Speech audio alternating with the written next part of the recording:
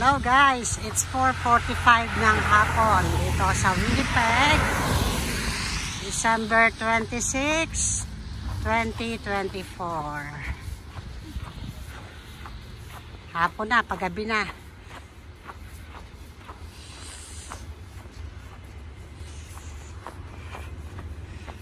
Patuloy ang aming paglalakad since this morning.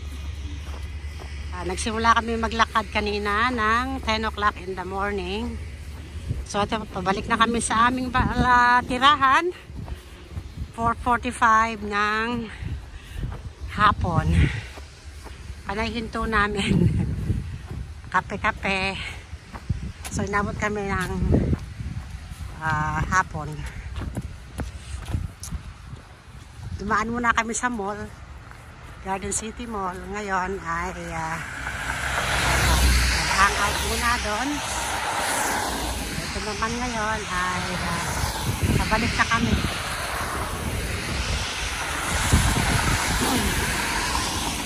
Ito yung aming dinadaanan. Medyo hindi nakayod or kinayod ng backhoe, pero sa lakas ng hangin naglipara na naman dito sa sidewalk.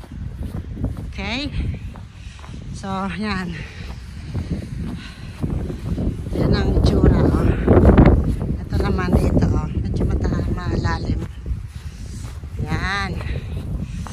Okay, ito yung bus stop.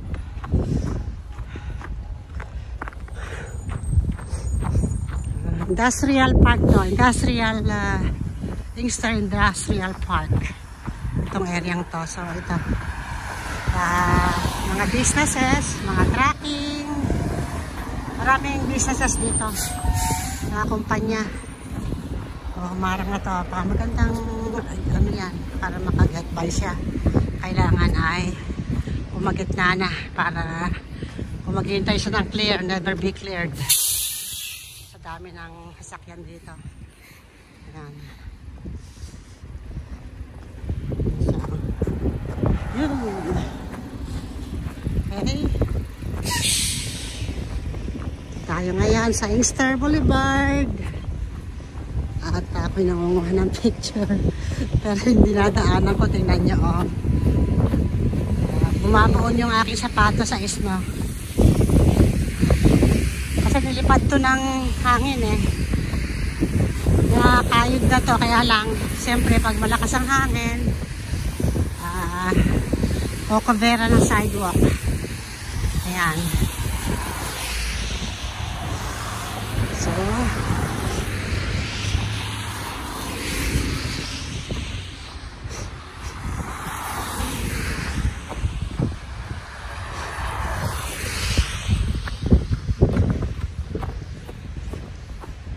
dito kami ngayon sa facing the traffic para kita namin yung dadaan.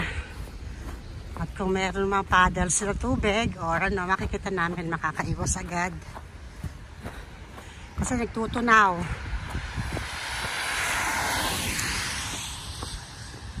Okay? Ayan.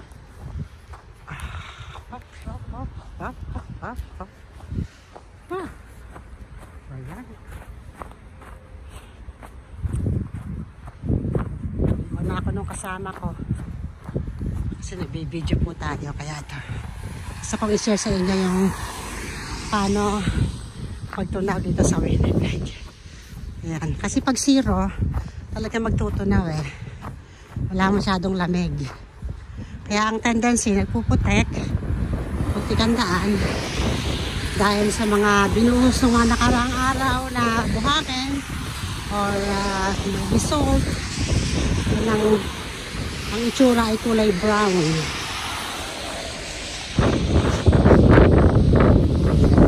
Ito pala maglakad pagka malalim yung snow. Oh. Ayan. Pero maganda naman to dahil maganda pa nga yata dun maglakad sa damo eh. Oh. Okay ba? May marka eh, oh. Sundan natin tong kanyang footstep. Ay, tumataas na. Taas dito. Ako, babasa sapatos ko ah.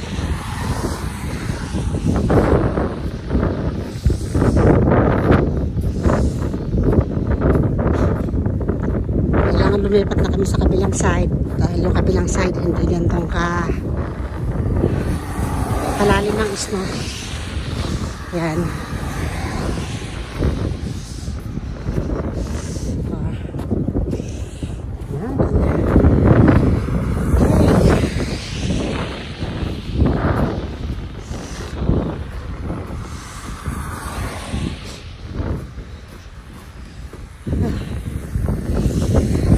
Open talaga pag walang building. Siyempre pag may hangin talagang go-cover up lahat itong sidewalk. Ayan.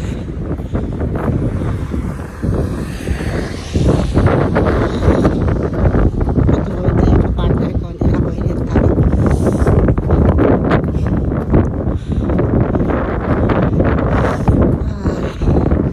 Okay, dito tayo sa Shepherd and Inkster. Nasa kanto tayo. So, tingnan natin ang view rito. Bagong area to eh. Bagong gawa to. Mga 1 taon na. Ayan.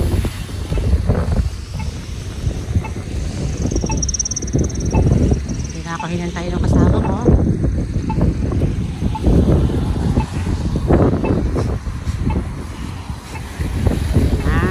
Tayo sa kanto ng Inkster and Shepherd. At tayo itatawid na. Ayan.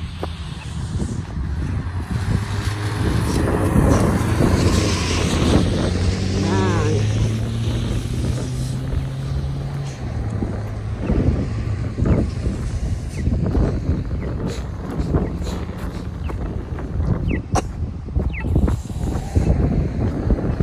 Ngayon ay December 26, 2024. Malapit na mag-alas 5 ng hapon. Dito sa Winnipeg, Manitoba.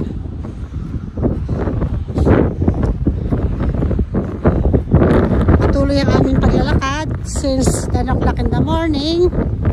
At ngayon, pabalik na kami sa aming tirahan. Okay?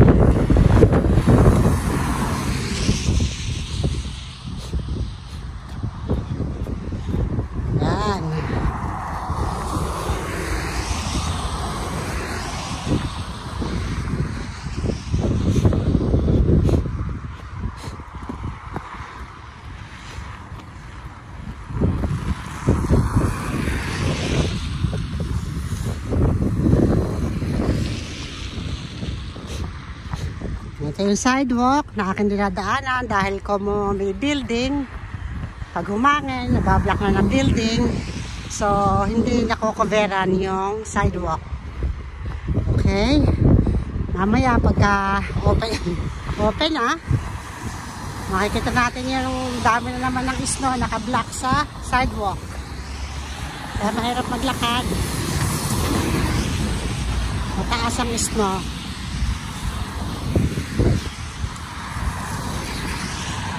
Ayan nyo, basa ang kalsada dahil nga 0 degrees dito sa Winnipeg, Manitoba.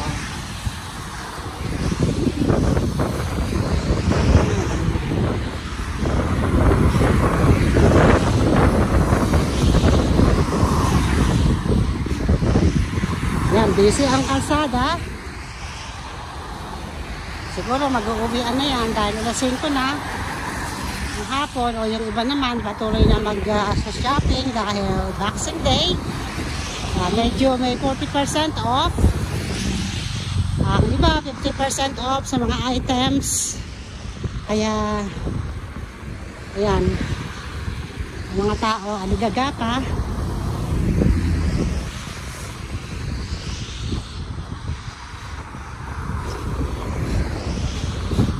Kami naman ay pauwi na. Galing kami sa shopping mall. Nag-hangout doon, naglakad-lakad pa ng extra kilometers. So,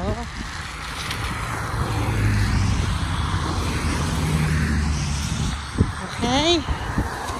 Okay guys, papaalam na ako sa inyo. Ate Susan Tapia dito sa Winnipeg, Manitoba, Canada.